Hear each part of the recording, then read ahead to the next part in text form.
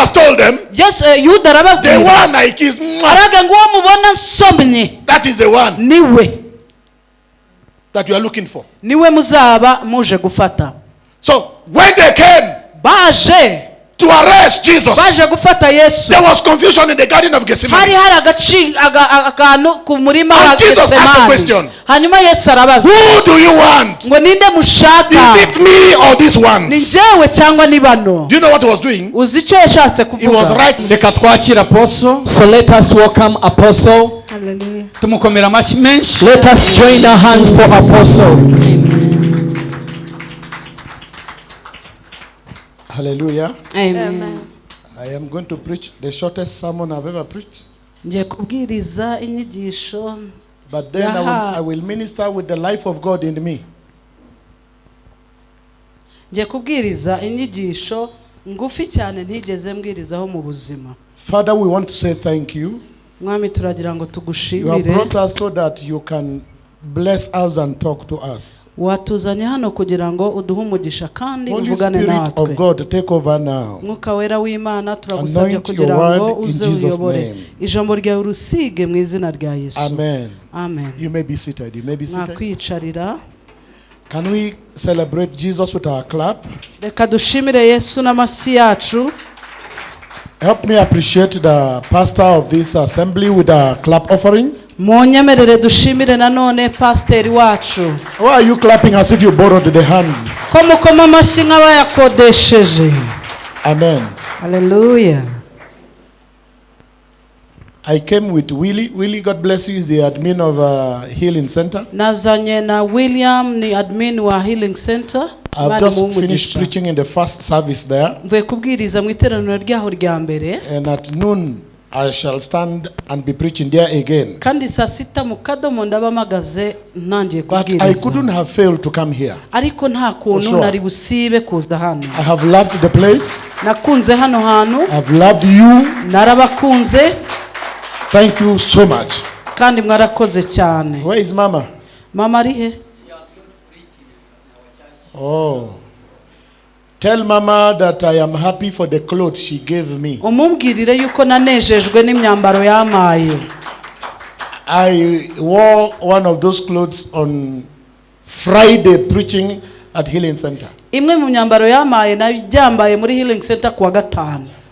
And I want to say to her, if I've seen her, I would have told her, and I'm going to send you to her. Rero ibi nari kubimwibwira ariko reka mugutumeho. Because she has honored me. Yuko yanyubashye kuko I have yanyubashye. asked God to give her a supermarket. Nasabye Imana imuhe alimentation ngari. And a big one for that matter. Kandi alimentation nini cyane. In Jesus' name. Mu izina rya Yesu. Quickly, I will be sharing with you the benefit and the danger of Holy Communion. Twihuse ndaba mbasangiza akamaro keza ko kujya ku ifunguro ryera cyangwa igaburo ryera ndetse n'ingaruka mbi zabyo. I am talking about Holy Communion because today we are about to eat the Holy Communion. Ndibo ndavuga kuri ibi ifunguro ryera kubera yuko turi hafi kwinjira muri icyo gihe. Why is it called Holy Communion? Ni kuki baryita igaburo ryera? It is called Holy Communion Babyita igaburo ryera because it is a spiritual food. kuko ni ibiryo by'umwuka.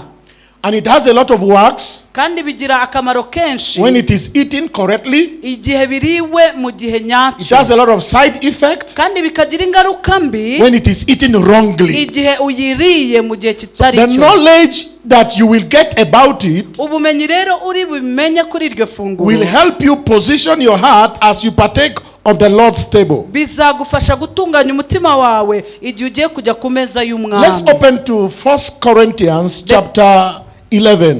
Reka tujye mu Bakorino ba mbere 11. Is there anyone with English Bible here Umuntu waba ufite icyongereza agidusomere. who can be reading for me Uwadusomera mu as I cyongereza. save my time?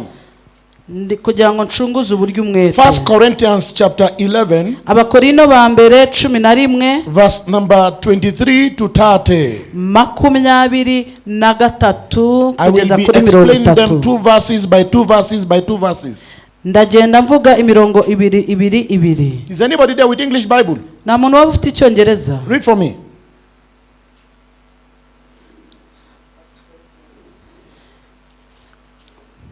First Corinthians chapter 11, 23 to 30.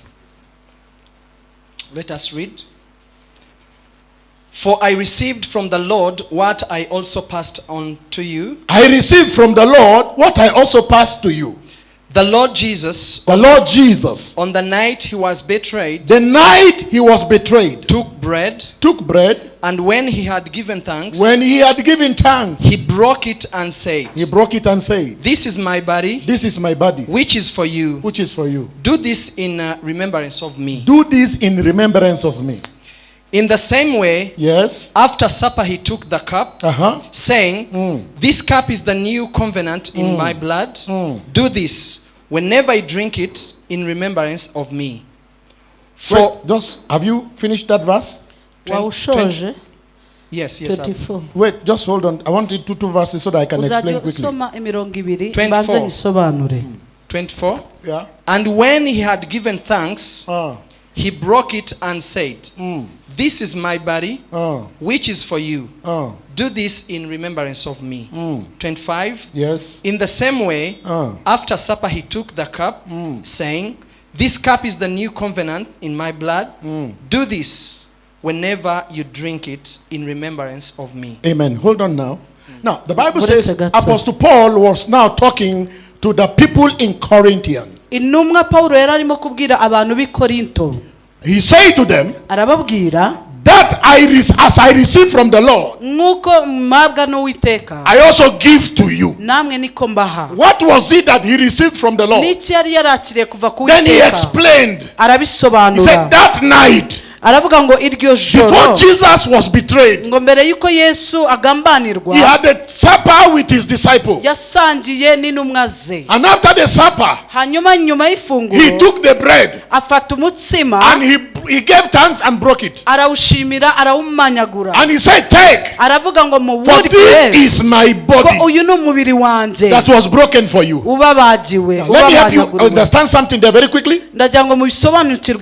When Jesus was here, he was sinless. He had no sin in him. So what Jesus was doing was simply transferring to us, the believer, the righteousness to which he came and lived among us. He said, This is my body that was broken for you. He was dying to pay the price for our sins. He was never a sinner, never committed any sin, but then he came on a mission. I call it the rescue mission. I call it the reconciliation mission. He came to take your punishment upon him and then to give you his peace. So when he gave thanks and broke the bread, he was simply telling the disciples, Take this and eat. This is my body that has been broken for you. What does it mean? I am giving to you a body that is sinless.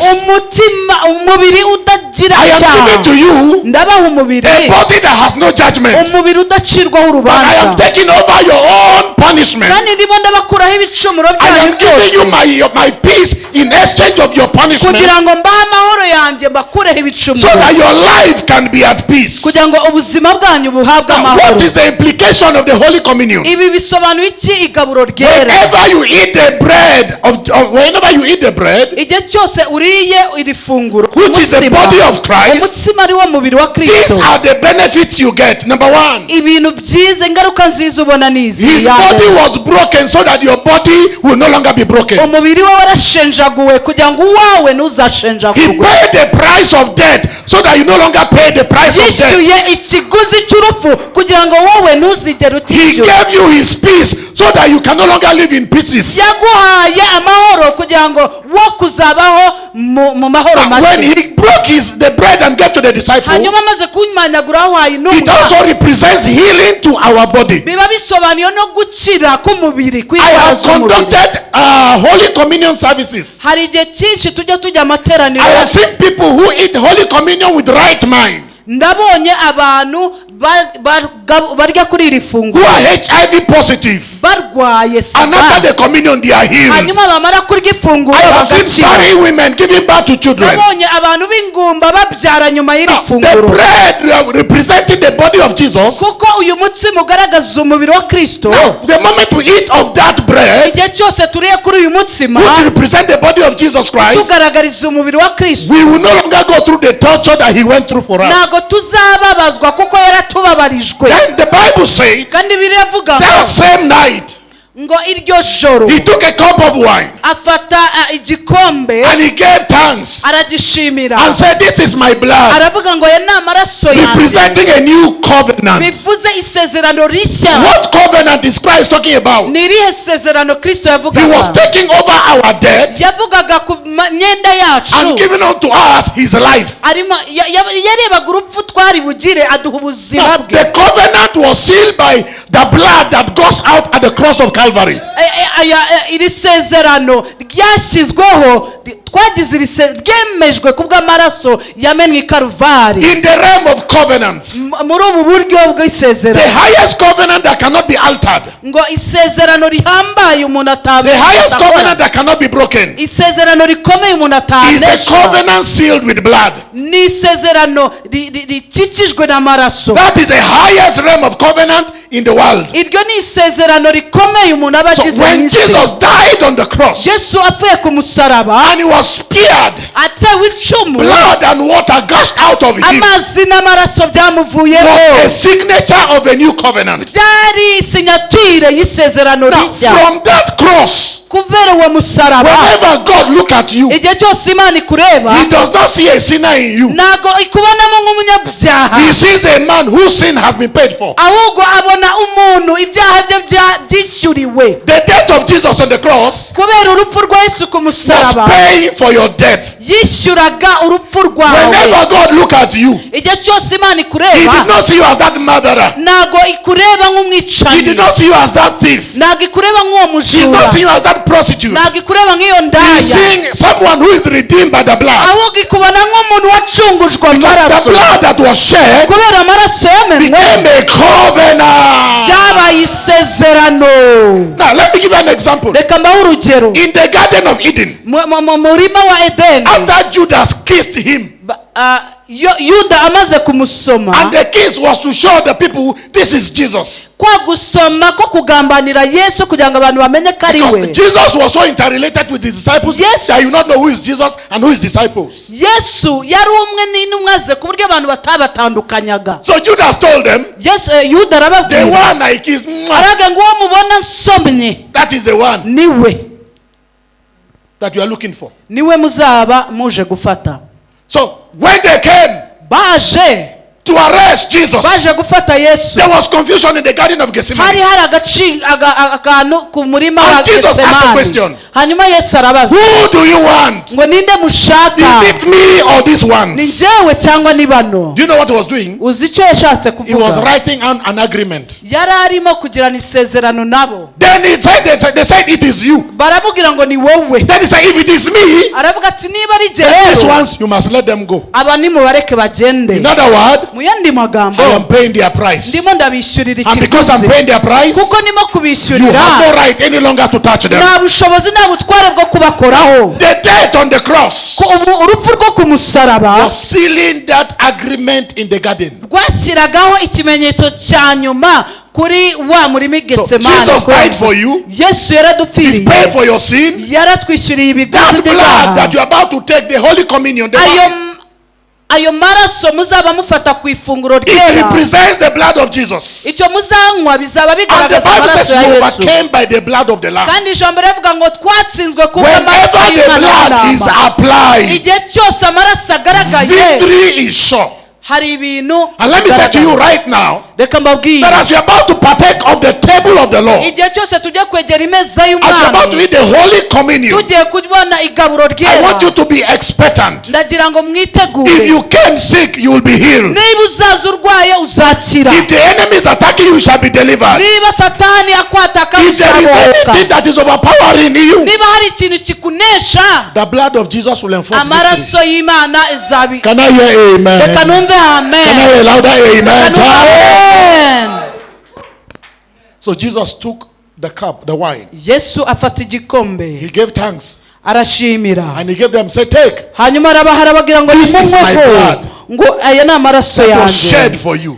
abamenewe, And it becomes a new covenant. kandi bibaye isezerano rishya, And with this covenant, kandi kubw'iri you sezerano will enjoy my peace. muzanezerwa mu mahoro You will yanjye, enjoy my freedom. muzanezerwa Then umudendezo he wanjye. said, Aravuga do this in remembrance of me. ngo mujye mukora ibi kugira ngo munyibuke. What does it mean? Bivuze iki? Whenever you take the Holy Communion, Igihe cyose ugiye ku imeza y'umwami, you reactivate the covenant. uba wongeye kubyutsa bushya isezerano. And what is that covenant? Iryo isezerano ni That irihe? your body will no longer be broken. Ko umutima ubuzima bwawe butazongera Can I hear you gucengabara. say amen? Reka numve muvuga The amen. best meal I have never desired to miss is the Holy Communion. Ifunguro ntajya nifuza gusiba ni ifunguro The Holy ryera. Communion is a spiritual food that the carnal mind cannot understand. Ifunguro ryera ni ibiryo nyamwuka umwana w'umuntu The blessing adasobanukirwa. behind the Holy Communion cannot be exhausted.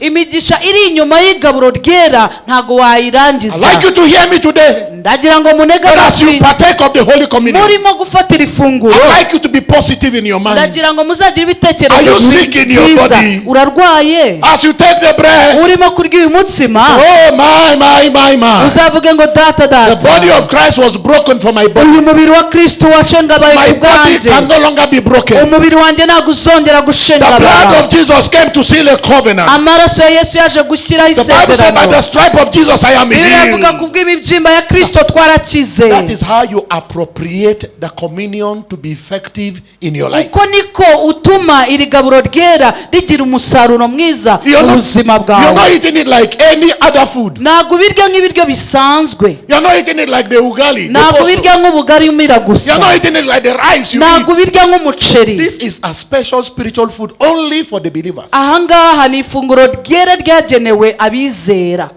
gusa. Amen. Amen. And the essence of the communion, Kandi akamaro kabyo, ubusobanuro bwabyo a seal of a covenant. ni isezerano. And let me repeat myself. Reka nsubiremo. Whenever God looked from heaven, Igihe cyose Imana yarebaga iri mu ijuru, he looked at the redeemed of the Lord. yajyaga ireba abacunguwe b'umwami, ireba abacunguwe b'umwami. The death of Jesus brought you redemption. Gupfa kwa Yesu kwakuzaniye The death gucungurwa, of Jesus brought you healings and deliverance. kwakuzaniye kubohoka no gukira The indwara, death of Jesus brought you eternal life. byatuzaniye ubuzima So buhoraho whenever you partake of the Holy bw'iteka. Communion, Igihe cyose rero ufashe ifunguro you must ryera, reassure yourself, ugomba kuba wiyemeza by ko this covenant, kubera iri sezerano I am not destined for destruction. ntabwo naremewe kuzarimbuka. By this covenant, Kubera iri sezerano I shall not die but live. ntabwo nzapfa ahubwo By this nzarama. covenant, Kubera iri My going sezerano out and my coming shall be ni blessed. gusohoka no kwinjira kwanjye this nzahabwa umugisha. covenant, Kubera iri Whatever sezerano I touch, it shall icyo prosper. nzakoraho cyose kizatera Now, imbere. when you partake of the Holy Communion, Iyo uriye iri funguro it breaks the grip of fear over your system, bigukuraho ikintu cy'ubwoba mu buzima bwawe, because a covenant was entered. kubera ko hari isezerano So ryinjiye. whenever you partake of the Holy Communion, Igihe cyose ufashe iri funguro ryera, you are reenacting the same covenant that was enacted way before Jesus uba died. urimo ubyutsa iri sezerano ryashyizweho imyaka ishize Yesu igihe yabikoraga. How do I eat the Holy Communion to benefit my body? Ni gute ndya iri funguro ryera kugira ngo ringirire umumaro? Read. Soma. 26. Yes. For whenever you eat this bread Whenever you eat this bread and drink this cup, and drink this cup, you proclaim the Lord's death until he comes. you are proclaiming the death of Jesus until he comes. Muzaba mwerekana urupfu rw'umwami Yesu kugeza aho azazira. How does the Holy Communion profit you? Ifunguro ryera ritugira uruhe You mumaro? don't eat it and keep quiet. Ntabwo urirya gusa ngo umere uceceke. By this communion, uravuga ngo kubera iri funguro I re-engage the covenant that was entered by Christ. ndongera ndabyutsa isezerano ryashizweho na I Kristo believe in the death of Jesus. kandi nemera gupfa kwa I believe in Yesu the resurrection of Jesus. nemera no kwizuka And rye therefore, wherever I go, aho nzajya hose because rero the covenant has been entered for me, kubera ko isezerano ryinjijwemo I am no longer cast. ntago ndi uwavumye I am the blessed of the Lord. ntago navumwe ahubwo I nahawe hear you say umugisha amen? reka numve muvuga amen. Continue. So then, whoever eats the bread Now, so then, whoever eats the bread nicyo gituma umuntu wese urya umutsima or drinks the cup of the Lord or drinks the cup of the Lord in an unworthy manner in an unworthy manner, will be guilty of sinning he will against, become guilty of sin and die against the body and, against the body and the blood of the Lord. and the blood of the Lord. Let me explain. reka mbisobanure nicyo gituma umuntu wese uzarya umutsima w'umwami Bible says, wacu whoever eat this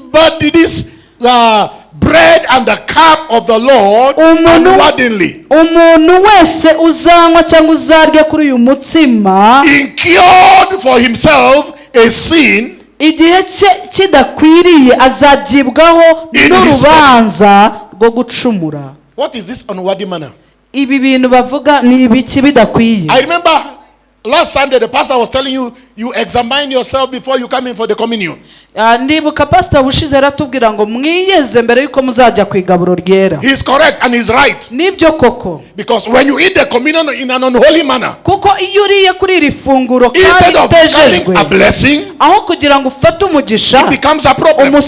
biba umuvumo kuri So wowe. what is this unworthy manner? Izi ni ikihe bidakwiriye, ni igihe kibidakwiriye. Let me give you a quick example. Reka mbahe urugero. When you don't believe that Jesus died, niba utizera ko Yesu yapfuye, when you don't believe that Jesus resurrected, utazi yuko yanazutse, utabyemera, when you don't believe that he paid the price for you, utabyemera yuko yakwishyuriye, even though you come to church as a religious Christian, nubwo waza mu itorero but you nk'umunyedini doubt the death of Jesus Christ, ariko ukaba ushidikanya ibyo bintu bavuga ngo yarapfuye when you eat the arazuka, Holy Communion, nuramukuriye kuri uyu mutsima it work against you. bizakugiraho ingaruka.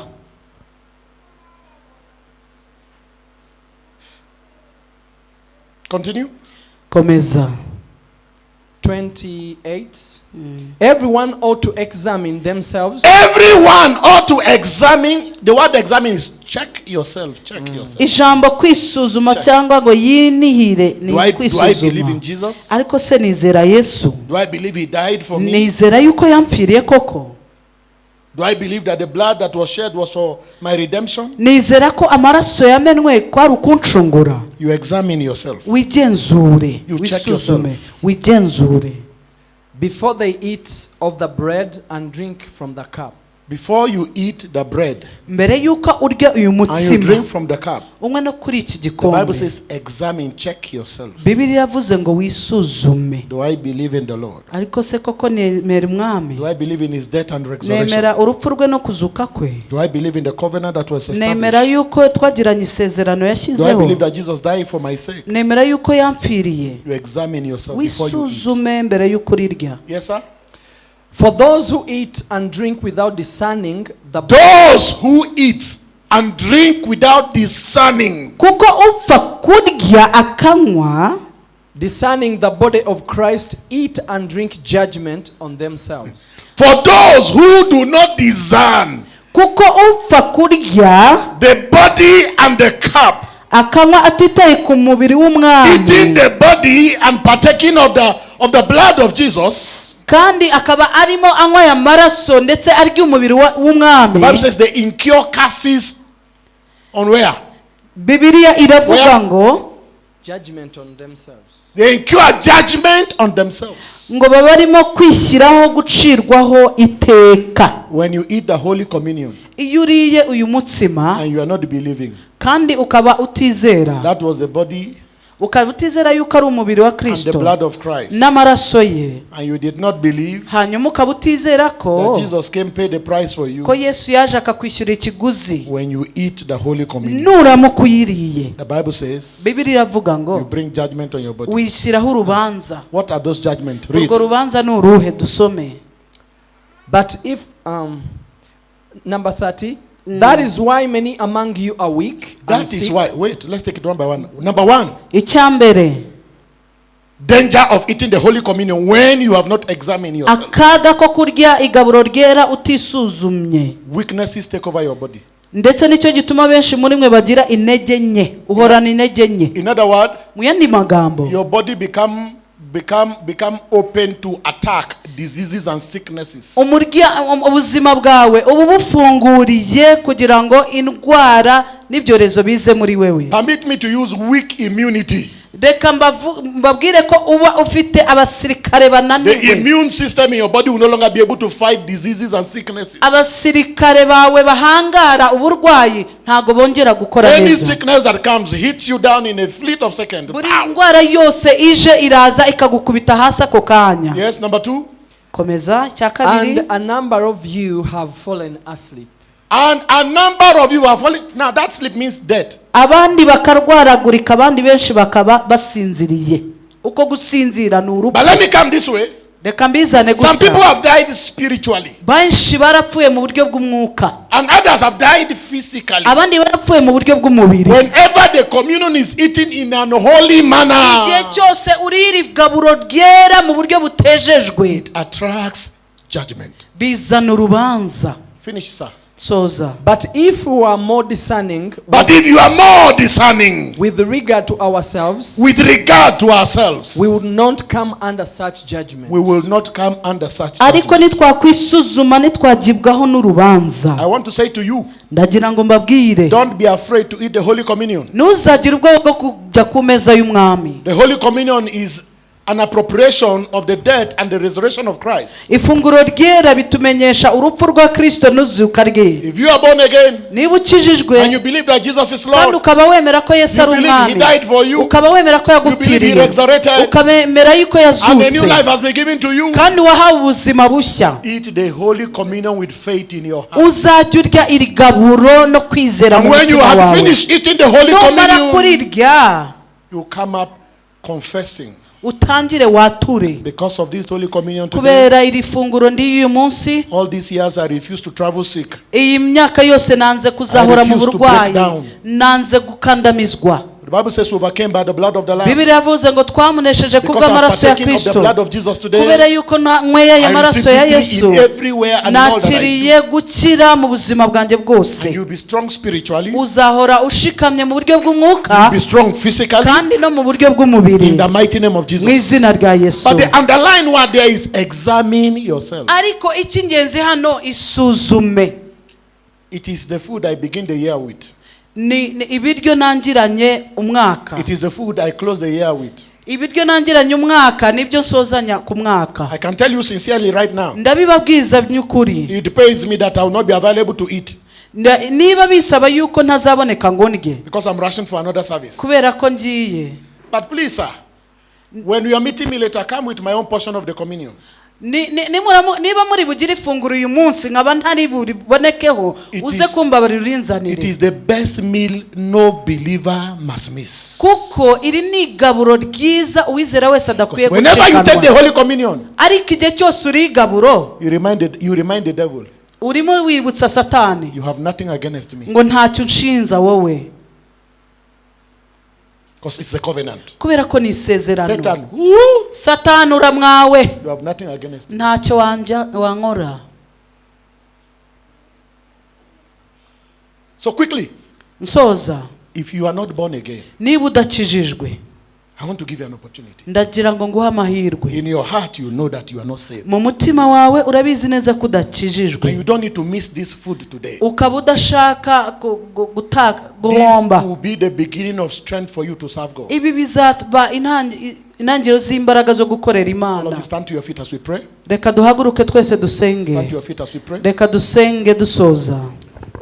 You are not born again and you're like, prophet of God, I want to be saved. Niba udakijijwe ukavuga ati muhanuzi w'Imana ndashaka gukizwa, lift up your hands, I pray. Zamura ukuboko ngusengere. I want to give my life to Jesus. Ndashaka kwegurira ubuzima bwanjye Yesu. I want him to be the Lord and the Savior of my soul. Ndagira ngo abe umwami. There is one there. There is one there. Hari Imana ishimwe. Hallelujah. Please repeat after me, Father, in the name of Jesus. Mwene data subiramo aya magambo ngo data mu izina rya Yesu. I come before you. Njimbere yawe. You are my Lord and my Savior. Uri umwami n'umucunguzi wanje. I confess my sins to you. mwaturiye ibyaha byanjye. I give you my life today. Nguhaye ubuzima bwanjye uyu munsi. I believe you came and died for my sin. Ndabizi ko waje kumfira ku byaha byanjye. And you redeemed my soul. Kandi wacunguye ubugingo bwanjye. From today you shall be my Lord and my Savior. Guhera uyu munsi uzaba umwami n'umucunguzi wanjye. In Jesus' name. Mu izina rya Yesu. Amen. Amen. You are born again. Urakijijwe mwene. And with that you are qualified to eat the blood and the body and the blood of Jesus. Let healing take place. Reka gukira kuzabe. Let deliverance take place. Reka ibitangaza bizabe. Let there be freedom from the curses of sin. Hazabeho umudendezo kuva mu Let the power of death be weakened completely. Reka imbaraga z'urupfu zineshwe mu izina rya Yesu. Mu izina rya Yesu dusenze. Amen. Amen.